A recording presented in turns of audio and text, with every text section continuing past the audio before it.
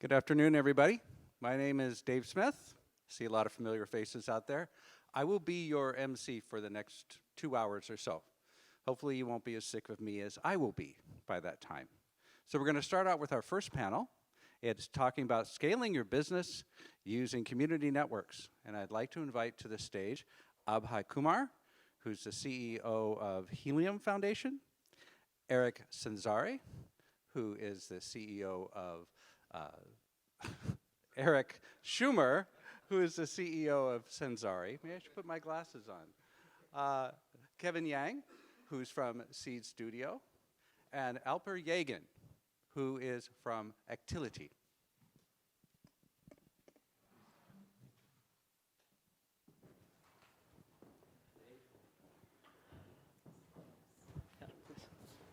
You can come over. Yeah, I think you can come over. I think it's just us. And I'm going to move this over a little bit since I'm going to be talking to you guys mostly. And then you guys are going to be talking mostly to the crowd. Hey everyone, I'm Abhay Kumar. I am the CEO of the Helium Foundation, and I'll sort of talk about what we do in a moment. Really appreciate the chance to tell you guys all about what we do, and I'm going to mostly let these folks talk about what they've been doing and what they've been building on top of a community-built network. Helium has been around since about 2019 as a public LoRaWAN network built by a community of developers, people excited about this new model that we developed around deploying this kind of network. Ultimately, we invented a couple of things that are, but we used the LoRaWAN network. We invented an incentive mechanism for deploying new coverage to try to solve the sort of bootstrap problem of marketplaces, right? So if you have demand, you need to sort of have supply, and then if you have supply, you need to solve the demand side. One way to kickstart that is to provide an incentive for new coverage, and we invented this concept for proof of coverage. It's a sort of proof of work style system that says that if you are somewhere and we can verify that you are somewhere, you get rewarded for that, and that over time that builds a very, very large network that people like these folks can start to build upon. What's been interesting for us is that in the short amount of time that we've been around, we've grown to hundreds of thousands of hotspots deployed to 17,000 cities all over the world. If you go to explorer.helium.com, you can see the coverage that currently exists. And this is all over the US, Europe, Asia. We're missing coverage in a lot of places in the world as well. We'd love to see more coverage in Africa and India, in South America, and we believe that the sort of economics of our network enable that kind of expansion over time, because areas that are underserved are the ones that sort of get that bootstrap incentive more than the folks like, I live in the Bay Area. There's a ton of coverage there. Our end goal is to have ubiquitous, affordable LoRaWAN coverage specifically, and other wireless networks as well. The Helium Foundation, our role is primarily to promote wireless networks as a whole, and specifically to promote, in this case, LoRaWAN. And through that, we believe that the Helium network will get more usage. And if there's one North Star metric that I care about, it's data usage. And so we'd love to see use cases. This morning, the keynote with the folks in Calgary, like really, really great, incredible use case. I think I was talking to Eric that a really cool use case that is his work in Panama Canal, and my kids absolutely loved seeing that too. So I think I'll of course let you talk about that too, but would love you guys to just do quick intros of yourself. Yeah, start with Kevin. Hi everyone. This is Kevin from Seed Studio. Seed Studio is a company based in China, and already working on the open source community for a decade. And we build advanced perception system. So many have two parts. First is the sensor network, and the second one is edge computing side. And we work with Helium for the past years to providing the Helium hotspot And also, we have now history building LoRaWAN sensor devices. Yeah, that's basically what this studio do. So we leverage the benefits from the China supply chain. So we provide ODM services to provide hardware for the system integrator and provide the supporting to build and expanding the community network like Helium's for recent years. Yeah, that's the studio. Yeah, okay. Thanks, Kev. Alper. Hello, everyone. I am Alper Yegin. I'm the CTO of Actility and also the chair of the technical committee and vice chair of the board in the LoRa Alliance. Actility is a founding member of the LoRa Alliance, a permanent board member. And our product, ThinkPark, is a multi-radio core network that serves both public networks and private networks all around the world. We have nearly 60 public networks using Actility's ThinkPark infrastructure. And it includes several tier 1 and tier 2 GSM operators, cable operators, some of which provide nationwide coverage.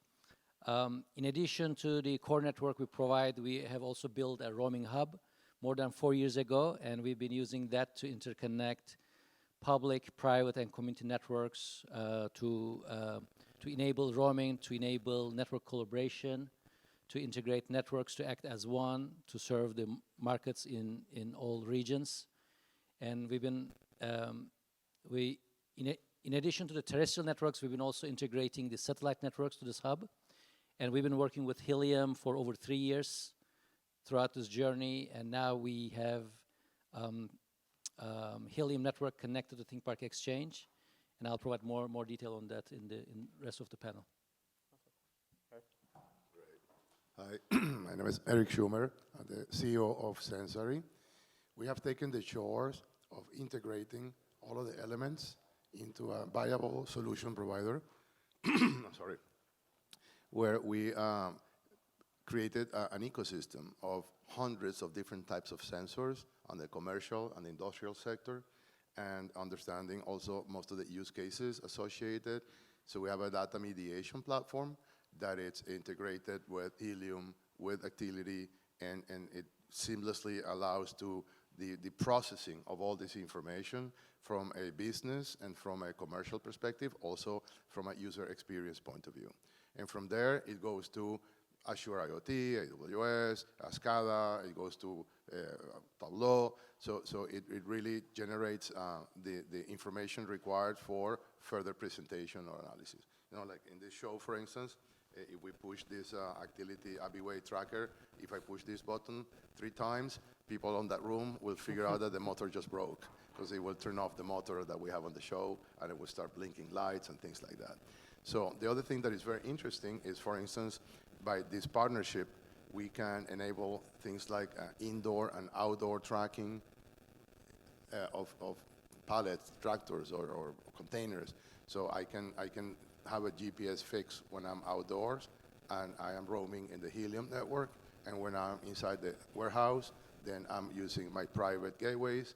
And so this is something that I think it's taken some time for, I guess, people and companies to digest the power of the tools when they're leveraged and used adequately.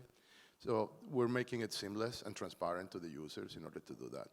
We're launching a nano-track service with a small LoRaWAN transmitter, and then basically we developed that into a supply chain analytical tool for temperature-sensitive products, so people can know where in their supply chain there's a breach of temperature, for instance. So it's no longer about the sensor, it's so much more about the process and the outcome and the analytics that affect or disrupt the business or improve a business. That's great, and that's actually a perfect segue to my first question for all of you. Really, the Helium Network grew very, very quickly, right? In the span of just a few years, we have such a tremendous amount of coverage, but the usage hasn't actually grown at the same rate. And I'd love to understand from all of your perspective. Maybe I'll start with Alper, and then Kevin, and then Eric. Like in your fields, like, have you found this to be true? Why do you think that might be the case? And what's the future look like? Yeah, start with you. Sure. So yeah, like you said, Abhay, the Helium Network has grown so fast, so big. Then entering the network collaboration philosophy, we have said we have to integrate that with the rest of the network. So given that the coverage the Helium provides, it was very easy for us to grasp the opportunity that making that coverage available to the enterprise networks, the private networks, and the public networks would bring value for everyone, to Helium, to those other networks, and all the use cases that needs more coverage beyond what a nationwide network can provide or what an enterprise can provide, and also a densified coverage. One of the powerful features of LoRaWAN is the so-called microdiversity. Even when two networks have overlap coverage, setting up roaming between the two provides a benefit in terms of densifying the cumulative coverage, which helps the devices to transmit at lower power, that reduces interference, that elongates the battery lifetime. So it's a win-win-win for everyone. So we have been chasing this opportunity, and that's exactly why we've integrated Helium into ThinkPark Exchange. And now we have tier one operators trialing the Helium to leverage the coverage extension provided by Helium. And we also have the enterprise private networks like Sensory that has been integrating a private ThinkPark enterprise network to Helium to leverage that extension as well. And also we have integrated our community network, ThinkPark community, with the Helium community for the very same benefit. So with this type of integration, we're seeing a kind of a cross-pollination or cross-utilization of resources, devices on one side and the network coverage on the other side, and the two getting mixed to provide benefit for both ends. So that's what we are seeing already today. Yeah, from this studio side, yes, we mainly focus on providing the device, yeah, as in the past. So we, on the one hand, we help build this coverage for the Helium network, that's for the infrastructure. And for now, for usage, yes, we think it might take a bit of time to grow the use case. So, Sys Studio has put very large investment on the resources to build some new devices, especially LoRaWAN devices. Like today, we also have a tracker built for the Helium network. And what's the benefits or what's the differentiating of Sys Studio doing is we want to lower the barriers that user can use the LoRaWAN devices. So we build apps, we build a more user-friendly process to onboard the sensors and get data either from the Helium network or some partners or some roaming services like activities. Yeah, that's something we're working on. So like yesterday, Sys had product launch, and we want to furthermore, to support expanding the network, yes, we have I think the first net hotspot in the Helium network just launched it, and we just lower the cost to 99. Yeah, that's for a gateway is very competitive. So that's something we are working on. In the future, I think we are optimized on that, and we'll also support this in a very proactive ways. Yeah. Yeah, so for context, like originally in the Helium network, you had to write you had to use a gateway that was running a full copy of our blockchain. And so it had to be pretty beefy. It had to have, the first version had the Raspberry Pi 4, or 3, and then eventually a Pi 4. We burned through SD cards because of how much write throughput there is on stuff like that. And we've had to optimize that over time. This light hotspot is kind of a new concept. And Seed is one of the folks that are making these kinds of gateways for our community and for others. And the idea is that it is a sort of light client. It's more like a traditional LoRaWAN gateway, and it can be deployed, indoors. That looks like an indoor hotspot. And we also you could have an 4G. outdoor hotspot. Early folks in the Helium network would take indoor hotspots like this, shove it into an outdoor enclosure, put it on the roof. And this is what I did back in 2020 for my first hotspot. But yeah, we love to see these kinds of innovations because, and ultimately it's about consumerization. That tracker that you showed looks like it's the size of like the card case that I use. That kind of consumerization is necessary, and I think that's one of the things that I've noticed on the usage side is that usage comes once these sort of options are available that are more consumerized, even for like the enterprise use case for you guys. Would love to hear about your sort of use cases. Well, going back to your question, I think there is a number of elements that have to do in the evolution of this technology or any disruptive technology for that matter.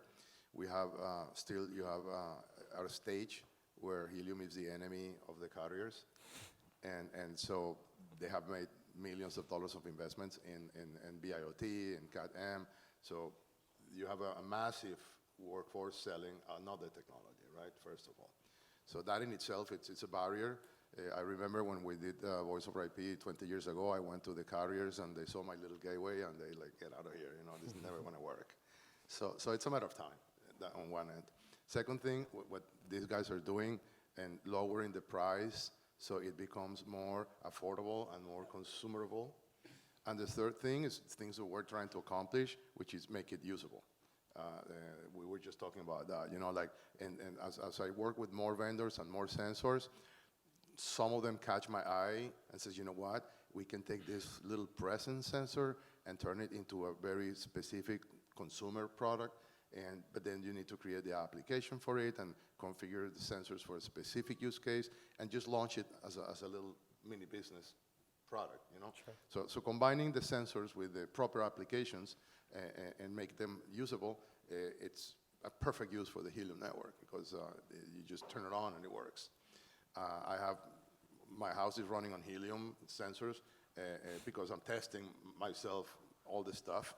And so I get text messages, the door is open, the kitchen sink is being used and all that stuff, the temperature on the fish tank. And so, but getting people to learn that, I can do this with the single stack and all the sensors will work together. We need those mini hubs and they'll come together. That's what I think about that. That's great.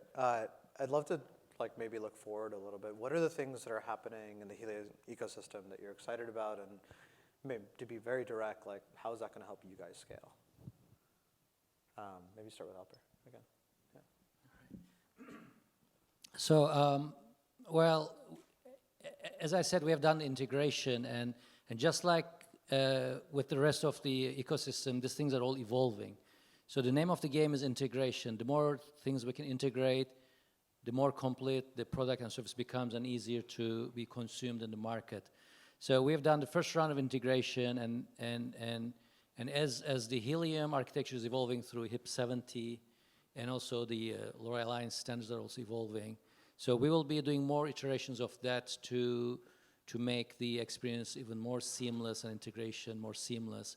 For example, with the HIP 70, you guys have there the separation of blockchain from the data plane and the LoRaWAN plane. I think that's a major improvement because a little bit technical, but this separation enables us to have a better integration with the Helium architecture and lower the latencies, and that helps integrate the Helium radio network on a somewhat equal footing with the rest of the radio networks we're directly integrating, because those are not behind a blockchain. Now the Helium won't be behind a blockchain in that sense as well, while still feeding the blockchain element. So we do appreciate all these evolutions, and also obviously Helium Foundation's participation in the technical committee as well, which very well complements all this evolution, not only from productization perspective, but also from the standards development perspective too. Cool. Kevin? Okay. Yeah, and I think Helium Network will how to help us to scale our business is First, C Studio thing, I personally I think the community is powerful, especially when you have something new, you want something to try out in the community, and they are involved and providing just a very interesting idea how to use the technology, how to make very good ideas, and then we will take that from the community and turn it into devices with the latest technologies like sensor, like the edge computing things, and thus we think it is for us. We will continuously leverage the community side. That's the first one. And the second one is for the past 10 years, C Studio not only just doing the LoRaWAN sensors, we have a module, open source module called Groove. There are hundreds of sensors and modules for the shipping to over 100 countries already. And that's for educational, that's for some DIY market or maker market. And now it turns into the device side. And LoRaWAN is a very important target areas that we are focused on. So I think Helium will dramatically lower the barriers that to educate the market, especially educate the community side. And then we will leverage with that to expand our business in the, globally, Thanks. Yeah, when you think about scaling, I mean, there's different areas of this conversation. First of all, when we work with like vendors, like CareLink, for instance, or the gateways we work with, and most of the vendors, it's a partnership. I mean, we're not vendors or clients.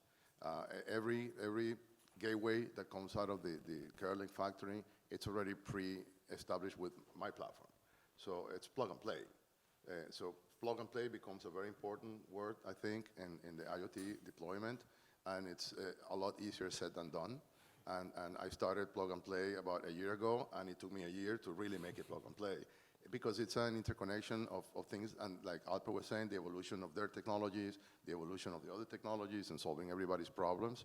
And that's one aspect. And I think we've advanced tremendously in this area, which makes it now like, okay, get the box, turn it on, and it works, right? The second thing is the scalability comes from like the NanoTrack service, for instance. I think it's going to be huge, because now you can have discardable sensors that you can sell in the hundreds of thousands of millions.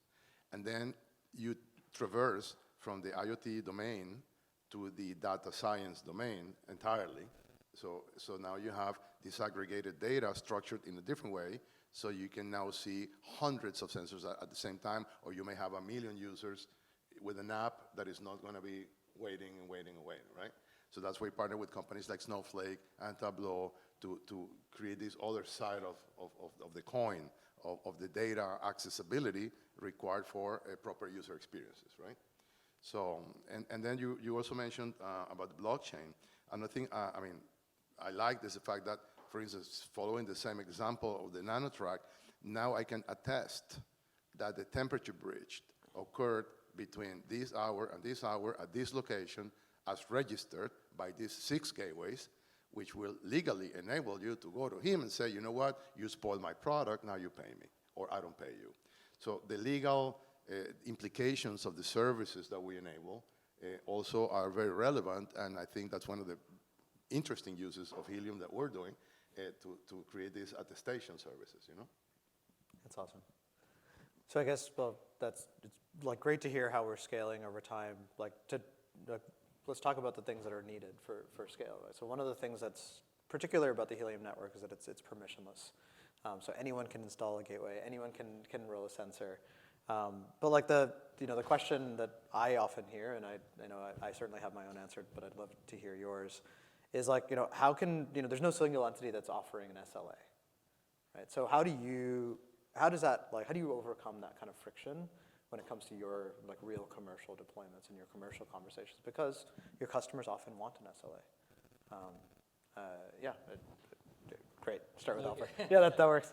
Yeah. So in the service provider business, in the public operator business, there is radio planning. So all the microcells and even the picocells are deployed following a plan. That's how the cellular networks have been built. And even in the enterprise case, that's also the case. There's a planning. There's a somewhat lighter weight planning, but there's a planning. In case of Helium, it's all community building the network, right? So as such, there's really no planning. It's all organic. Then what kicks in is technical feature of LoRaWAN, so-called microdiversity.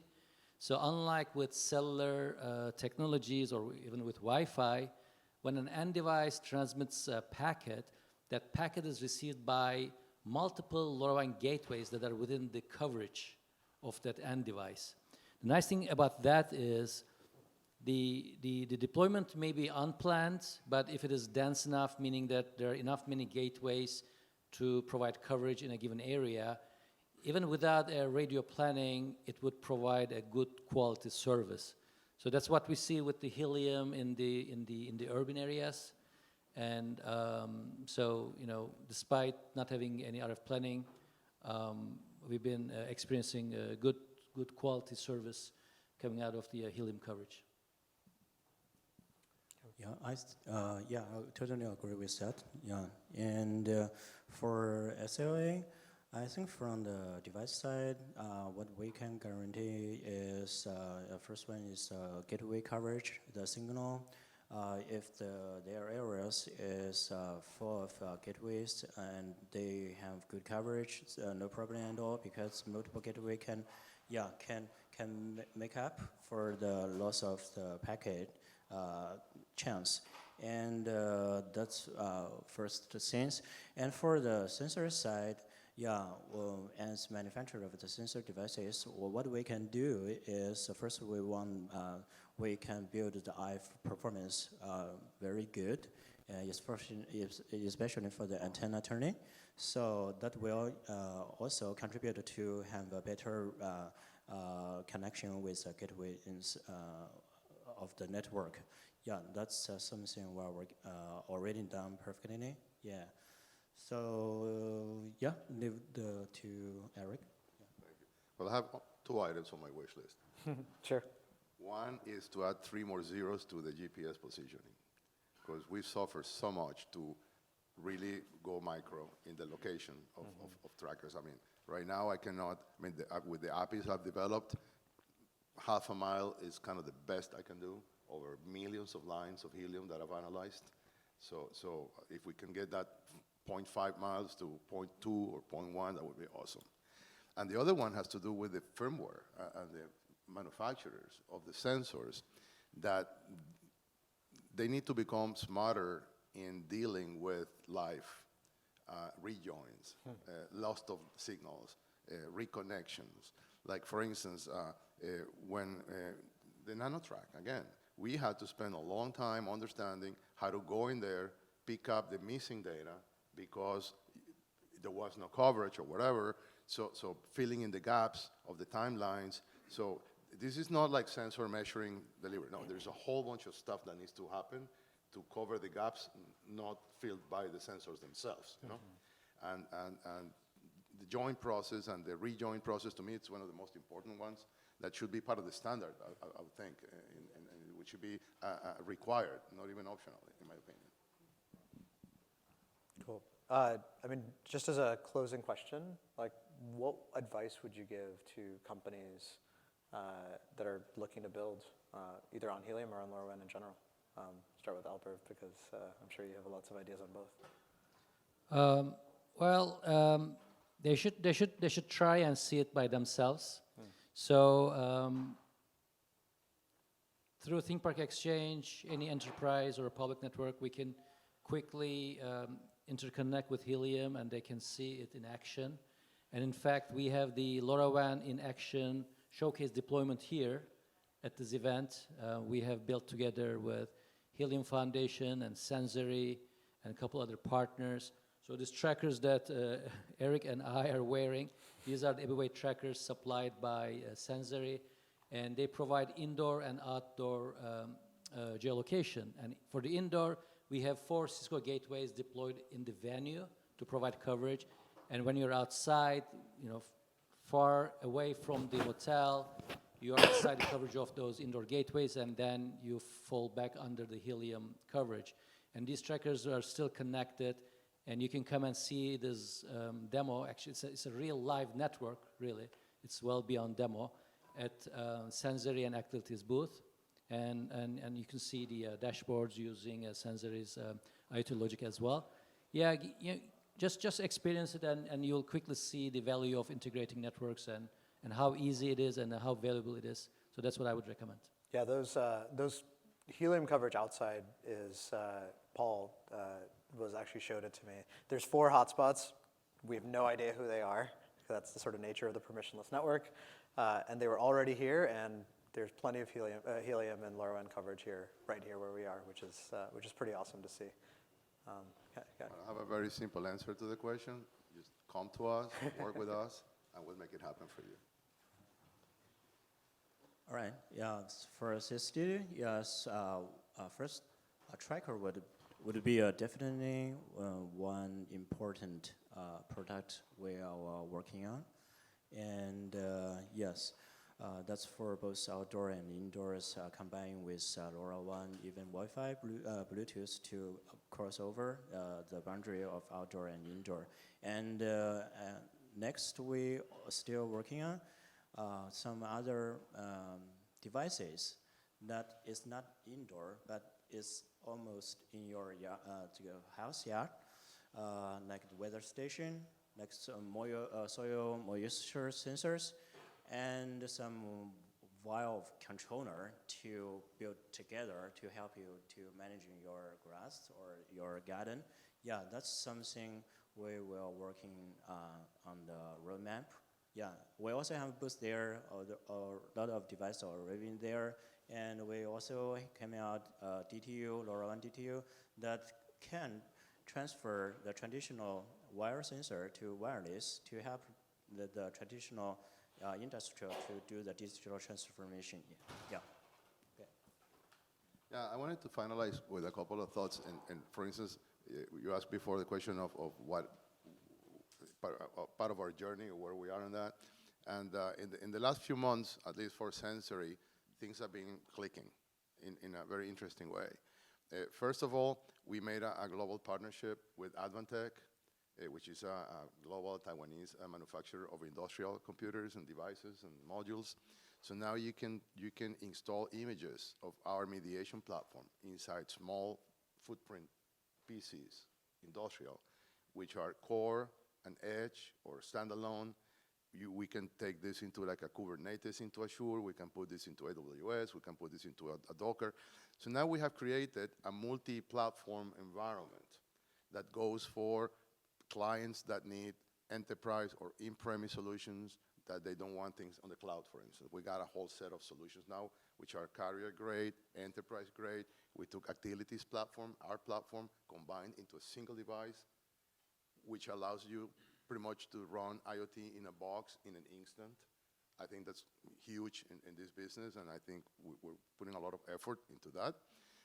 And also the partnership with Actility, and we're working very closely to develop a hub of applications from all over the world for specific stuff, airports, mining, or hospitals, or whatever it is. And so we're having a single stack of technology, like a tree, which now you can branch very easily into multiple applications, even in the enterprise. When you go to the enterprise or big clients or regional, they have different departments, different needs. They all need to stem from the same trunk. So then you have predictive maintenance guy on one end, you have the asset tracking person on the other end. So, but everyone shares a same technology stack.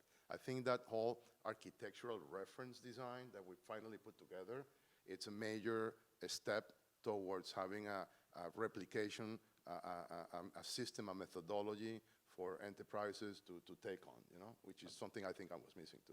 Yeah, and I think that's, just to close, and I'm sure we could talk about this stuff forever, but this sort of consumerization is really important even for the enterprise. right? Like even when you're talking to a business customer, like that consumerization is actually really important. And we're at Helium, we're really excited to be a part of that and help represent all the folks that are deploying coverage, and then love to work with you guys to actually use that coverage, because ultimately that's what the network is here for. So want to say thank you for joining me on the stage, and yeah, and thank you all for listening to us. Appreciate it. Thank you.